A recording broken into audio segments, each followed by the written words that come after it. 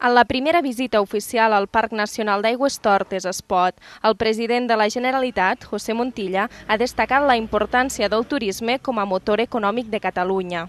Durant la visita, el president de la Generalitat ha aprofitat per conèixer de primera mà el projecte Camins Vius, una xarxa de vials pensada per a la promoció del senderisme. En total, s'han habilitat i recuperat 238 quilòmetres de camins històrics que voregen el Parc Nacional. En aquest context, el president José Montilla ha anunciat la posada en marxa del nou centre d'interpretació del parc, prevista per l'any vinent.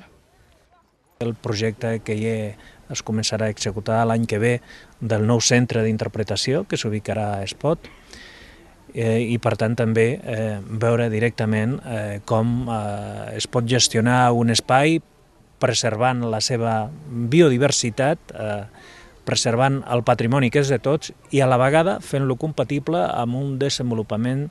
sostenible que el que fa és precisament també el que en aquests indrets, en aquests pobles, pugui haver-hi activitat econòmica i, per tant, ocupació i riquesa. La visita ha acabat amb una passejada al voltant de l'Estany de Sant Maurici, espai emblemàtic del Parc Nacional d'Aigüestortes que rep una mitjana de 500.000 visites anuals.